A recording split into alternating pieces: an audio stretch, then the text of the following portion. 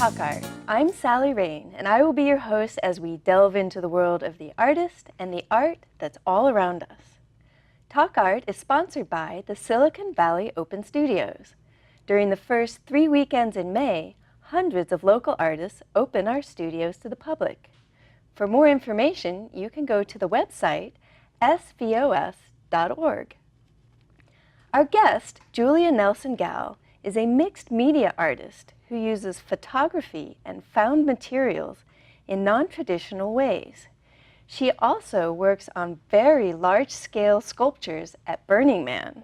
She is here to show us her collage techniques. So welcome, Julia. Thank you. So tell us, how did you become involved with photography as your medium? Well, I've been involved in photography since I was a small child. I got my first camera when I was probably in first grade, back when not everyone had a camera. I had a darkroom in my house when I was in high school, and Wow. I was a photo editor of a student publication at University of Michigan, and I'm still on a documentary photo team at Burning Man. I do that as well as the builds. Wow, excellent. And at school I studied art history with a specialty in photo history. Got my master's degree in history, photo history, art history, and a museum practice degree. And Wow. then I went and worked in museums, in photography collections in Detroit, Chicago, SF MoMA, worked in nonprofits, and an auction house. So that was my first career. Working in the museums, what is that like, working with the collections? Because you use photography in Yeah. very interesting ways. So how did that inspire you? What did you do? Well, I've always loved objects since I was little, and I've always had lots of collections when I was little, and they're odd collections. But working with, I think when I was at SF MoMA, we said that we had 16,000 photographs in the collection. I was sort of in charge of the collection at that time. And when I left, it was very hard to not have that collection at my tip of my fingers. Right. I was used to being able to open Cabinet C and pull out sort of our new acquisitions and enjoy them. But I, about 15 years ago, went off and decided to do my own artwork full time. And I knew I wanted to use photography. And so my practice is sort of 3 different things. One, my studio practice, which we'll talk about more today, where I use a lot of photography and found materials. And then I do these large-scale builds at Burning Man, which I really enjoy. I'm just a crew member. I work with sometimes 6 people, sometimes 100. And then my third thing is that I still photograph all the time. Well, that's fascinating practice. So It is let's fun. take a look at some of your found material images that you brought. Talk about them a little bit. Okay. So Greetings from Kalamazoo is a series that I titled this Kalamazoo, Greetings from Kalamazoo, because my mother-in-law gave me these photographs, and my husband's family was from Kalamazoo, Michigan. And he was in a room one day going through boxes of old photographs, of course looking for photographs of himself and his siblings, and complaining that there were all these pictures of trees. And I heard that and went into the room and was so surprised to see that my mother-in-law had really loved photographing trees. And she had enlarged them, and they were beautiful, and she had studied them at all times of the year. Wow. And I didn't know anything about that. So I remember thinking, don't throw those out. I want those. I will make those into something. So I created several spools. I have other spools that I've made of these sort of scrolls, almost Torah-like scrolls of her imagery. So are those meant to stand as a sculpture? Well, when I first made them, I wanted them to hang on a wall. And the first time they were shown in San Francisco at San Francisco Camera Work, they hung them on the wall so you could see every slice of the photos. Then the next time they were shown, the curator there wanted them to be on a shelf and shown like this. And I've since sort of grown to liking this version where there are things hidden that you can't see, and I've always liked that. This was the same series, but I call this Larry's Life. And my uncle Larry, when he died, I got all his photographs, and so I started making similar kinds of works from his snapshots. I mean, when people saw boxes of these snapshots, they couldn't believe I could do anything with them. But I slowly cut off all the skies and created the sky scroll, and I've done Larry's 7 seas, so I have 7 little spools of oceans that Oh, nice. when he traveled the world. What a great idea. This is also from Larry's life. It's called The Fragmentary Language of Scene. It's a small book, and it's in the collection of the Alexandria Library in Alexandria, Egypt. Oh. And it's little bits of photographs of his in this accordion folded book that goes in this circular box that is covered with Braille. Wow, I like the circles in that. Yeah. Oh, and here's something new, different media. Yeah, I was, again, working on a book, and I wanted to use non-traditional materials. This was originally rolled up into a scroll that went in a container as sort of a book. I was, again, throwing out things. These were my negatives from college. We photographed a lot in college, and a lot of the pictures no longer have meaning. They were of soccer games or tennis matches that we had to cover for the university. And then I realized, you know, these are kind of beautiful, wonderful old negatives from the 70s. And you were always taught to never, you know, touch your negatives, keep them in the sleeve. So suddenly to weave them together and sew on them was sort of part of the fun of that piece. Yeah. After I was working with the film, when I was sewing it, it would chip off and get stuck in my camera. In my sewing machine, and I decided that I needed to find a different material, and I was at Scrap in San Francisco, a recycling place, and they had boxes of microfilm.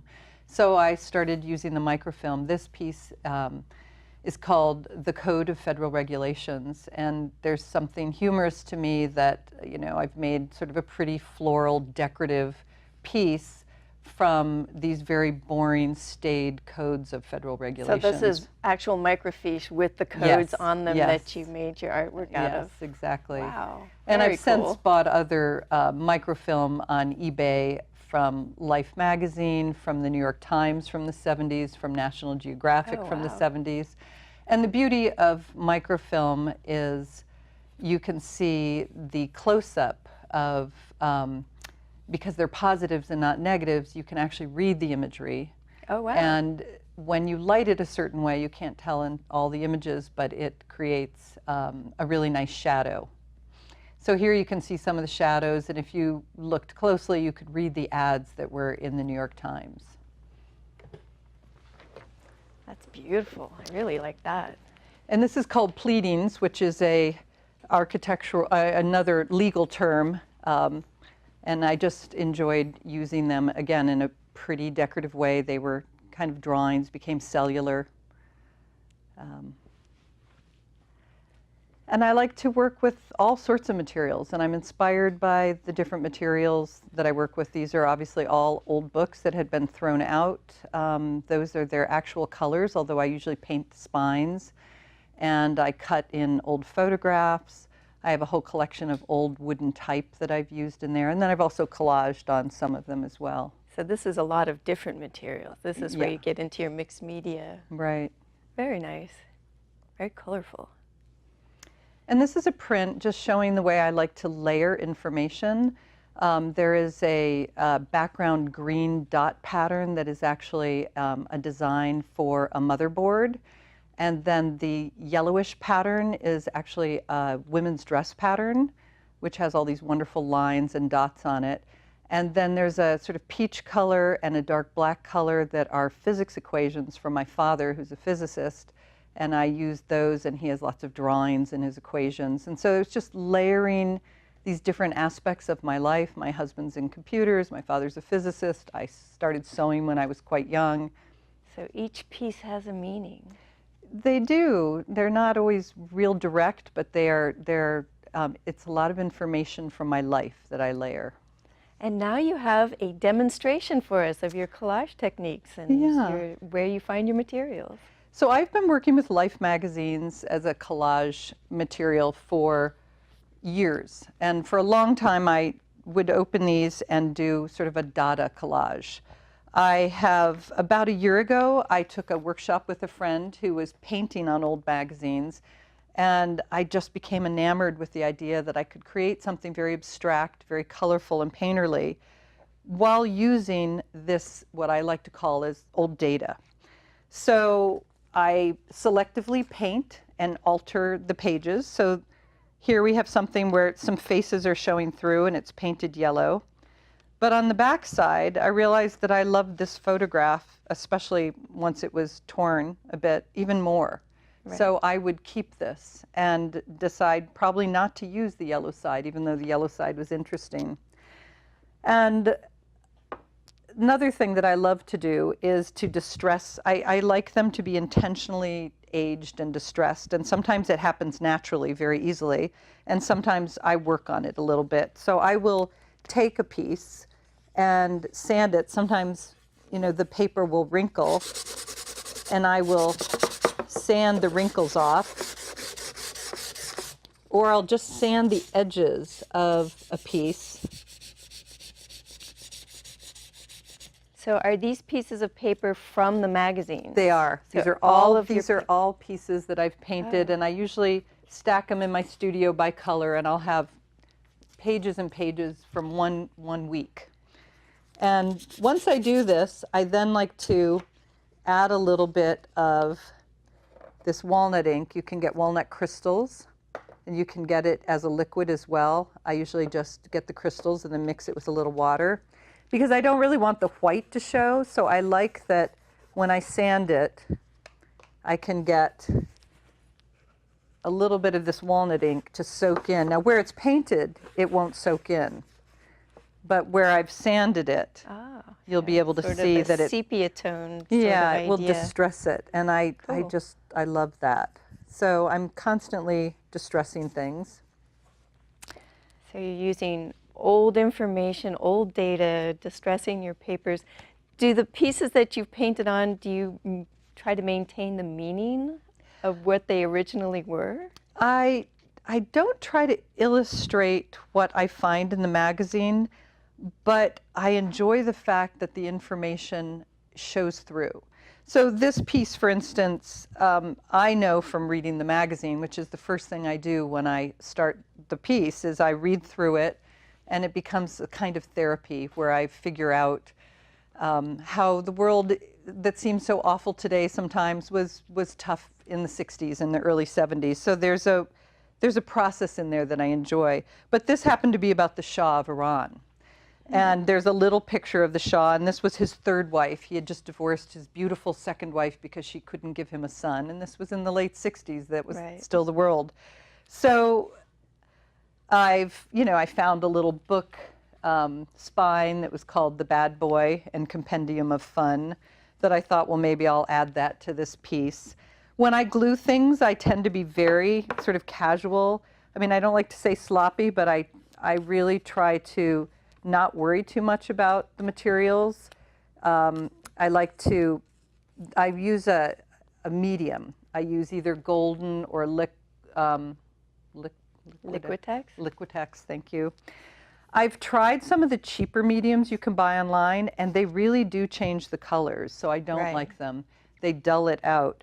But I know a lot of people prefer Yes Paste, and it does not dry as quickly, so it allows you a little more room to move things around. But I really prefer using the medium, and as you can see, I get it all over my hands, which is a bit of a pain.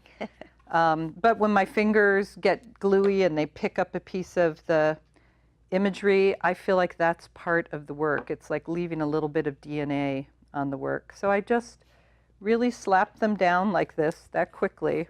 So do you have a plan ahead of time, or do you? It takes a while. This is a sort of formal process, and each body of work I do, usually I work on a triptych, is different from the one before. So one I'll sand more frequently. I like to wrap them around the edges now. That's sort of a new thing I've started doing, and so I'll just wrap it and let it dry, and then I'll take a sanding block in the end, and I'll just sand it off like this, which is a way of kind of cutting it off. Once it's dry, it comes off a little more easily. And, it moves around a bit. but it dries quite quickly, and I like that. I always use a matte medium so that I can just keep layering and layering. And the process, is one of color and imagery. I always make sure there's imagery. One thing I do enjoy doing, if you can see here that this is a face, Right. I did a transfer image. So sometimes it started accidentally. I had put paper down, and I didn't quite like it like I thought I would, so I ripped it up, and it left behind the ink that was on the back of the page. It takes a little while for that to work. You sort of have to let it dry a bit, but that's a fun process. And again, it's very inexact. I don't like things to be perfect. I want Right. them to show the hand. I want them to be a little coarse and rough. Very We'll see. interesting. Okay, so you brought some completed images of the types of collages that you've been working on. Well, let's take a look at those now, Okay. and you can tell us how you created them. Okay. This one's called Life. Oh, this is beautiful. Look at all the layers on that one. Yeah, I think when you zoom in, and you'll be able to see in the detail that from far away, I think all imagery should sort of have an interest from far away and from a medium point and then up close. And I think from far away, this is a classic colorful abstraction. But when you zoom in, the details show a lot of emotion. And Looks this almost quilt-like to me, Yeah. this one. Is that an Yeah. intention? Nothing's ever intentional with me, but my first medium was, after photography, was quilting. Oh, interesting. So when my children were little, I couldn't really spend much time making much, but I had a quilt sort of cabinet, and I could sit down in the morning while they were eating breakfast and sew 2 or 3 pieces of fabric together. So I really loved quilting, but I didn't like the exactness of it. And so this is much more appealing to me. But you can see there's a hand in that detail, and there's some words that show through, and you can see how roughly painted it is and layered. And I'm interested in that. And paper works better than fabric for me Right. in that way. And it's photography as well. Yes, and this piece sort of illustrates my interest in the data coming from these old Life magazines, the information that while I don't illustrate the article, I often use an article from the magazine that week to remind people that this information came from somewhere. And buried in these layers, if you did an archaeological dig, you would find information about the anger that inflamed Route 40, which was an incident that happened in the 60s. So what kind of incident, and is there a meaning that you want people to take away from this piece? I don't think it's necessary for people to know what I know about it, but it's interesting to me to have embedded that information in there and to title it with that. It was about an ambassador from Africa who went into a restaurant on Route 40 to eat, and they refused to serve him because he had black skin. And what they said later was if they had known he was African, they would have served him, which I thought was so amazing and strange. And it just, it just struck me, with things going on today, these things have been going on for a while. So for me, it was meaningful to read this and process it. But does the viewer have to know that? No, but I use the exact words from the title of the article, because if they Googled that, they would actually find the article. So you could do research on it, and there's a detail. Oh, I see the face in that now. The face and the dripping paint, and I sort of drew these lines on it of sort of Interesting mapping. color choices to show anger.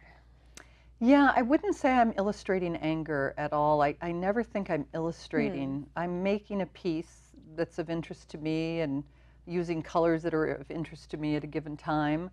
And then I pick an article sometimes to title the piece after, but I wouldn't ever say I'm illustrating the articles.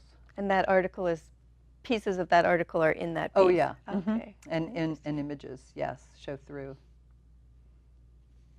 Love Scales the Wall was about the Berlin Wall, in that time period, but obviously there's been lots of discussion about walls, and so I made this piece that was, kind of like bricks and structurally like a wall. But again, there's a lot of emotive faces in this piece and crowds of people it's not an illustration of that article about Berlin or even about what's going on today, but it's just something that was on my mind as I made the piece. So you work a lot, it seems, in like rectangular shapes. Is there an intention behind that, or do you like that shape? I think it's just it's the way I'm working right now. I think I've always had an interest in grids and quilts. I like triangles too, which you find a lot in quilts. I like text, but I'm not using a lot of text right now, unless it's from the magazine, shapes of numbers and things like that. But it's just sort of, maybe it's a way of trying to find structure. This work has all been made in the last year since November, and maybe it's a way of trying to find structure in a world that feels a little unstructured right now. Right. Well, it's beautiful work. And there's a close-up showing, a man with his hands over his face. And there's a place where you can see the word protector in there. This ended up being just sort of a fun piece. I Am Two People Man was an article about Bill Cosby. And in that centerpiece, that profile is Bill Cosby doing a comedy stand-up in 1964. And I just thought the title of the article and what's been going on recently was sort of fascinating. Now, is this whole piece about Bill Cosby? Not really. The car that you see in the sort of lower quadrant of the two right images is Lee Iacocca's Mustang that he had just released, and that was a big deal. Eisenhower was buried that week, and in one of the images, you can't see it unless you're up close, but you can see a picture of Eisenhower and a picture of his burial going on. Oh, wow. And the three little figures on the far left are three Russians walking through Siberia. So this is all from One Life magazine? One week in the life of America or the world, yeah. So they all deal with 1 week. And so sometimes there's lots of information in there, but I'll pick one title. But you sort of look at it from a perspective of today. That's what I'm getting from them when I read them. I didn't start with that intent, but that's what I came up with, is that they're helping me process what's going on now. And this 9-panel collage, you'll recognize the top three are the ones I just showed. So it's actually 3 triptychs together that can be shown separately. And each of them is a little different than the other, because every time I do a piece, it is different than the one before. But this is 72 by 72 inches, so they just get very large. It looks at such great depth. And the color choices, you're using a lot of the sort of teal, blue-green. Is there a reason for that? It's beautiful. I started this piece, these triptychs, when I got back from Florida, and I hadn't been there in probably 40 years, maybe longer. Oh, wow. I think, 40 years. And I was just struck by the color of the water and the pastel colors that they use everywhere. And it just reminded me a lot of the 50s and 60s. And these were colors I grew up with, so I'm sure there's a bit of nostalgia in them. And when I posted this the other day on Facebook, my childhood friend, who was my best friend when we were like 4 to 10 years old, said that she remembered her mother made her a dress with that pattern and those colors. Those colors, yes. And then my mother made me an identical dress, but in red squares. And did I remember that? It's like, I don't remember that at all. But I just love that story. So I think that color choices are, buried deeply in our psyches, and it's hard to always explain why we choose what we choose. But when I hang this work next to my work from 10 years ago, I'm using similar palettes. Interesting. Cool. So you also are a photographer, and you have some very interesting stories about Burning Man and working as a team, as part of a crew for the sculptures there. Tell us a little bit about that and your documentary work there. Yeah. So I do 3 things at Burning Man. I work on these large scale builds, and I photograph for the documentary team for the organization. And I also do a mural every year. I paint a mural. Sometimes they're 8 by 8 feet, and sometimes they're 16 by 8 feet. It's just, everybody's encouraged to express themselves, radical expression, radical inclusion when you go to Burning Man. And so So I participate. before we get too far into it, what is Burning Man in a nutshell, in Burning case someone Man doesn't know? is an alternative community that comes together for 1 week of the year. Of course, it takes months and months to build it, but it comes together for 1 week of the year in the desert in Nevada, 70,000 people, and you are expected to be completely self-reliant and to give to the community in a creative way. So when we work on a large-scale art project, if I work with David Best on one of his temples, it will take us 3 months in preparation before we go there to build it. And then we're usually there for a month building it. A month building it? Yes. Oh, wow. Even though the people that come to enjoy the burn come for 1 week. And then they burn it at the end. And then we burn it. And there's Wow. it's this great letting go and realizing that life is temporal and most of the things we do aren't going to last. And this art isn't going to last. And so it's a expression and a reminder that, you know, to be here now. And it's a wonderful community. I think it, you know, it has a reputation out there that just doesn't fit what it actually is. It's a pretty special place. So, and very briefly, you do documentary film? Well, Well, no, not still photography. Still photography. Yeah. So I photograph the sculptures. There's kind of two times of the day that you can do that. You know, sunrise and sunset are the most beautiful. We're in a gorgeous desert surrounded by mountain ranges, and that's when you have to go out and photograph. But I love doing it.